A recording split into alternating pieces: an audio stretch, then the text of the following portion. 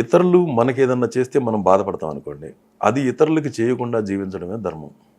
Simple అది. దైవశక్తి మనకి ఎప్పుడు లభిస్తుంది అంటే, మనం పుట్టినందుకు ఒక ధర్మమైన మార్గాన్ని ఎంచుకోవాలి. అంటే డ్యూటిఫుల్గా ఉండాలి. మన ఏజ్ని బట్టి, మనం ఏ ఏ వయసులో ఉన్నామో ఆ వయసుకు తగిన ధర్మం ఏదైతే ఉందో దాన్ని నెరవేర్చుకుంటూ ఉండాలి. ఎథికల్గా జీవించాలి, హెల్ప్ఫుల్గా ఉండాలి. అంటే ఒక మనిషి డ్యూటిఫుల్గా, ఎథికల్గా, హెల్ప్ఫుల్గా ఉన్నాడు అంటే వాళ్లే దేవుడు అవుతారు. రత్నాలు ఎన్నో ఉంటాయి, కానీ నాణ్యమైన రత్నం అతి తక్కువ ధరకే లభించే ఏకైక సంస్థ 6JVR. సౌత్ ఇండియాలోనే ద బెస్ట్ 6JVR. అహం బ్రహ్మాస్మి అంటారు. అంటే హృదయంలో దైవం ఉన్న హనుమల, ఎదిగితే నీ దేహమే తిరిగే తిరుమల అన్నాడు వేటూరు గారు.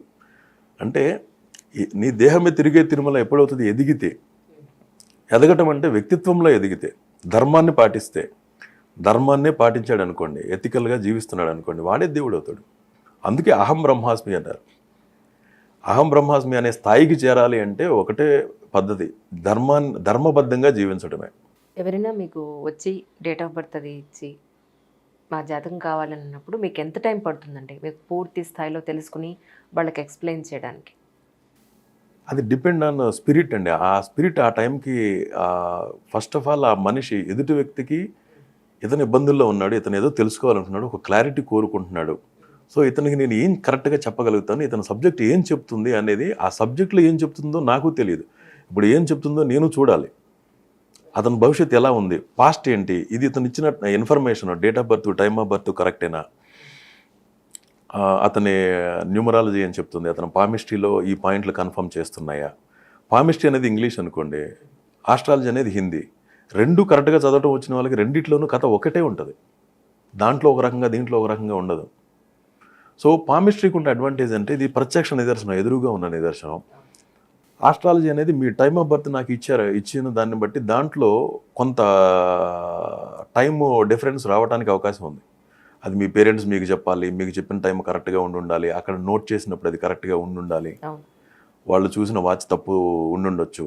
సో ఇక్కడ ఇన్ని మిస్టేక్స్ జరిగే అవకాశం ఉంది. సో అందుకని పాస్ట్ని చెక్ చేసుకుంటాం. పామిస్ట్రీలో సేమ్ కథ అట్లాగే ఉందా, వాటిని మ్యాచ్ చేసుకున్నప్పుడు వన్స్ ఒకసారి ఇది టైం కరెక్టే అనుకుంటున్నప్పుడు నెక్స్ట్ అప్పుడు ఫ్యూచర్ని అనాలిసిస్ చేస్తాం.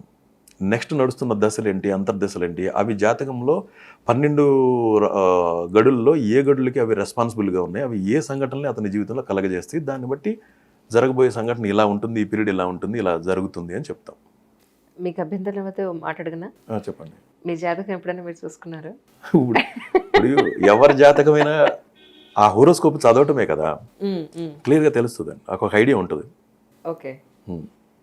సో దానివల్ల నాకు క్లారిటీ ఉంది, నా జీవితంలో ఎప్పుడు ఎలాంటి సంఘటనలు జరుగుతాయి, ఎప్పుడు గుడ్ టైమ్స్ ఉన్నాయి, ఎప్పుడు బ్యాడ్ టైమ్స్ ఉన్నాయి, ఇప్పుడు సపోజ్ నా దాంట్లో స్టాక్ మార్కెట్లో డబ్బులు పోతాయి అని ఉందనుకోండి, ఆ టైంకి ఒక ఫాల్స్ కాన్ఫిడెన్స్ని మనం పెట్టి తీరాల్సిన పరిస్థితులు అది ఏర్పరుస్తుంది, డబ్బు పోతుంది. దాన్ని కూడా నేను కూడా భవిష్యత్తు చదవగలుగుతామే తప్ప దాన్ని ఎప్పుడు మార్చలేకపోయాను. నేను మార్చాలని తీవ్రంగా ట్రై చేస్తూ ఉండే క్రమంలోనే నాకు సబ్జెక్టు నేర్చుకున్నాను. ఆ తప్పుల్లో నుంచే సబ్జెక్టు నేర్చుకుంటూ వచ్చాను.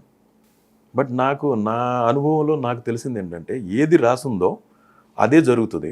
ఇప్పుడు నా జాతకంలో ఒక చెడు జరగాలని రాసింది అనుకోండి, ఆ టయానికి నా స్పిరిట్ నాకు అది పని చేయనివ్వదు, తెలియనివ్వదు, మిస్టేక్ జరిగిపోతుంది. జరిగిన తర్వాత తెలుస్తుంది ఆల్రెడీ ఇది బ్యాడ్ టైం ఉంది, నాకు ఈ విధంగా చేసింది అని. ఎవరైతే ఆ మిస్టేక్స్లో నుంచి నేర్చుకోవాలి అని నిరంతరంగా వాటిని నిజాయితీగా ఒప్పుకొని ముందుకు వెళ్తారో వాళ్ళకి సబ్జెక్టు ఎక్కువ తెలుస్తుంది. ఆస్ట్రాలజర్స్ కంటే వాళ్ళకి వెంటనే చూడంగానే భవిష్యత్తు అంతా సినిమాలో రీల్ లాగా తెలిసిపోతుంది, దుర్బిణిలో కనపడుతుంది, అట్లా ఉండదండి. ఇందాక చెప్పాను కదా, కొంతమంది అసలు వాళ్ళు దేనికి ఆశించకుండా ఉంటారు, మీ నుంచి ప్రశంసను కూడా ఆశించరు. వాళ్ళు ఎదుటి వ్యక్తి కష్టాల్లో ఉన్నారు, వాళ్ళకి భవిష్యత్తుని చెప్పి మంచి చేయాలన్న ఒక శిరస్ సంకల్పంతో ఎవరైతే ఉంటారో, ఎథికల్ పవర్ కలిగిన వాళ్ళకి కొన్ని సంఘటనలు అట్లా తెలుస్తూ ఉంటాయి. అంతే తప్ప అదర్వైజ్ మీ జాతకం చక్రం ప్రిపేర్ చేయాలి, మీకు ఏం దశలు నడుస్తున్నాయో, అంతర్దశలు ఏం నడుస్తున్నాయో, మీ పామిస్ట్రీలో ఏం చెప్తుందో, పాస్ట్లో జరిగిన సంఘటనలు మ్యాచ్ చేసుకోవాలి, ఇది కరెక్టేనా కాదా, క్యాలిక్యులేషన్స్ కరెక్ట్గానే ఉన్నాయా, నా అనాలిసిస్ కరెక్ట్గానే వెళ్తుందా అని చెక్ చేసుకున్న తర్వాతే మన ఫ్యూచర్ని కాన్ఫిడెంట్గా బేస్ అవ్వగలుగుతుంది. చాలాసార్లు మీరు పగడం పెట్టుకోండి, ఇన్ని క్యారెట్స్ ఉన్న పగడం పెట్టుకోండి, ఈ ముత్యం పెట్టుకోండి, లేదంటే ఈ డైమండ్ పెట్టుకోండి, ఇలా అది రంగురాళ్ళని అనలేం కానీ విలువైన స్టోన్స్ పాయింట్ ఆఫ్ వ్యూలో ఇది పెట్టుకుంటే మంచి జరుగుతుంది, దాని ప్రభావం చాలా ఉంటుంది అని విన్నాను. కొంతమంది ఏమంటారంటే నాకు సూట్ అవ్వంది నవరత్నాలు ఉంగరం నేను పెట్టేసుకున్నాను, అందుకే జీవితం చంకనాగిపోయింది అనేది మా పెద్దనాన్న గారు నాకు ఒకసారి చెప్పారు.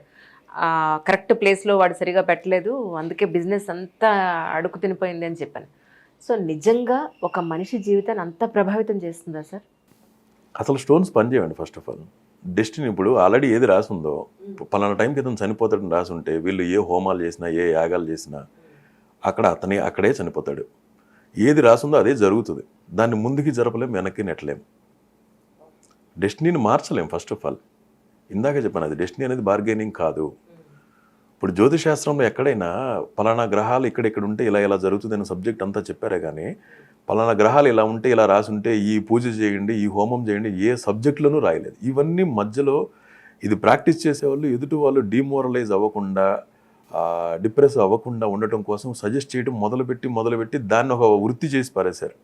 దాంట్లో నుంచి కమర్షియల్గా ఇక వాళ్ళ బలహీనతలను ఆధారంగా చేసుకుని డబ్బు సంపాదించడానికి వాడుకుంటున్నారే తప్ప, లేదా వాళ్ళకి అట్లీస్ట్ నేను ఇది చేస్తే నాకు తగ్గుతుందంట అనే ఒక మెంటల్ కన్సోల్ అనేది ఆ టయానికి వస్తుంది. దానికి ఉపయోగపడుతుందేమో తప్ప డెస్టినీ అనేది మార్చలేరండి, ఎవరు మార్చలేరు. అయ్యి బాబాయ్ సార్, ఇప్పుడు మార్కెట్లో ఉన్న వాళ్ళు ఇది చేయండి అది చేయండి అని చెప్పే వాళ్ళందరూ మంచి యాంటీ అయిపోతాయేమో సార్ ఇలా అనుకుంటే.